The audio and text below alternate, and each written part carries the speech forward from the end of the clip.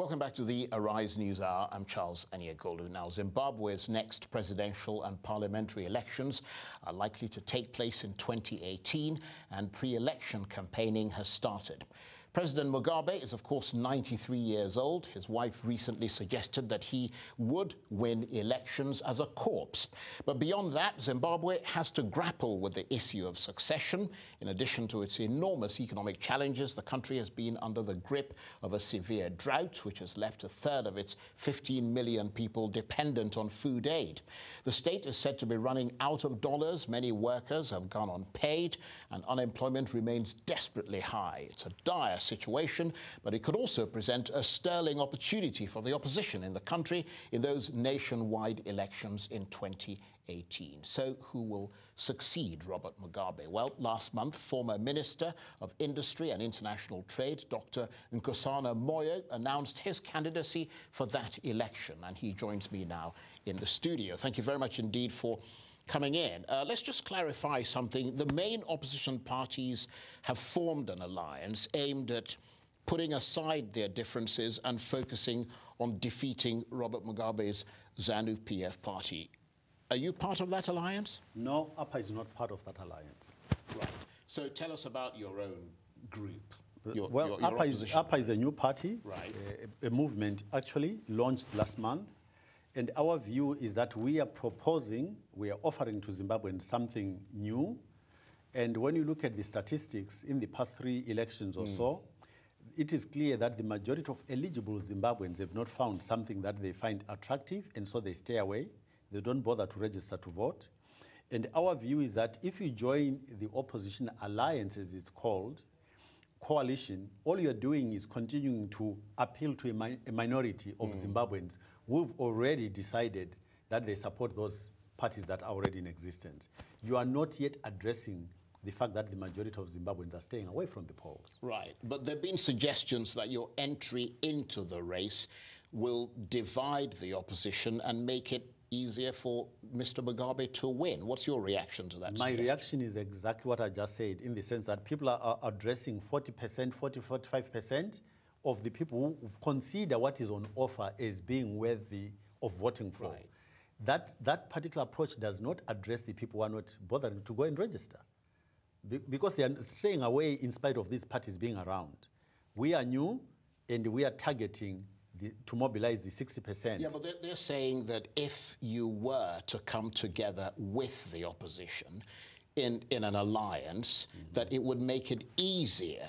Sort of like the sort of thing, I mean, that happened in Nigeria, for example, that if you come together as an alliance of opposition groups, that 60% you're talking about that have not been targeted will be brought into the fold. But the logic is wrong, you see. Those 60% have stayed away when these players have been in the ring. If we could have attracted them, and then we join with something that they said we are staying away from, there is a big assumption in saying they'll still come with you anyway. Right. Yeah? It's a big assumption, which is not logical to me. Right. Mr. Mugabe has, of course, been in power for nearly 40 years, and in that time, many have challenged him and many have failed. Yet you're willing to, as it were, dare where many a brave soul have fallen. Yeah, that is true, because we are changing the whole conversation.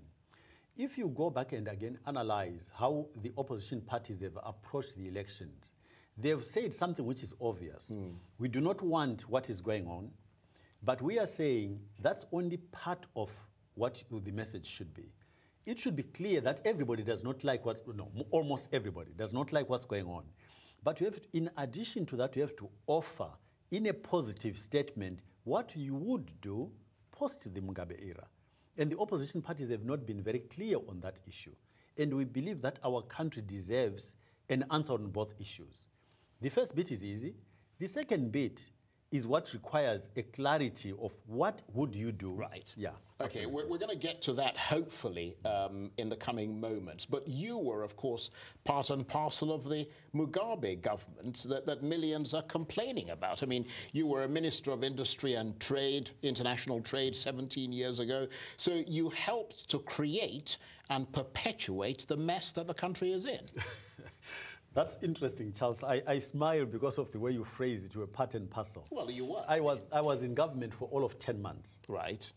And after that 10 months, I left, and I'm the only minister who's ever resigned on principle, precisely because I said I do not agree with what is going on. I was invited, incidentally, not as a member of the party. I was an outsider, invited on the basis of my skills. I got into the cabinet, gave it a chance to see whether I could actually influence what was going on.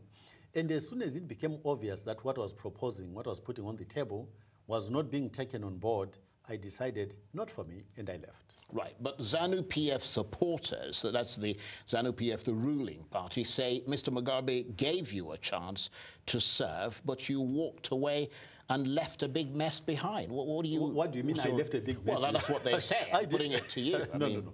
I left because I disagreed. What was it that you disagreed about? Everything. That's the policies that have led to exactly where we are. Well, surely you must have been aware of those policies before you took up the position. If you go back, in 2000 exactly, the cabinet was constructed in a rather interesting way. 8 ministers out of the cabinet were created where we had a particular provision in the constitution, and 8 of us came in under the banner of technocrats. So on the face of it, that cabinet was constructed in order to address the technical issues of how to manage an economy or a country. But when we got into cabinet, most of my colleagues, if not all of them, because they came from the party, stopped being technocratic and went and became politicians. Right. I stayed as a technocrat. I was not a member of the party. And when this became obvious that, in fact, the political thought process was winning the day, it's almost like the example I normally use, an analogy. If you are in a football team and you're one of 11 and you're the only one believing in a different strategy, you know whose strategy is going to be implemented. Right. Yeah? Well, but there are lots of young people who've appeared on the scene in Zimbabwe who are being seen as better leaders than people of your generation. One example being Pastor Evan Mawarire,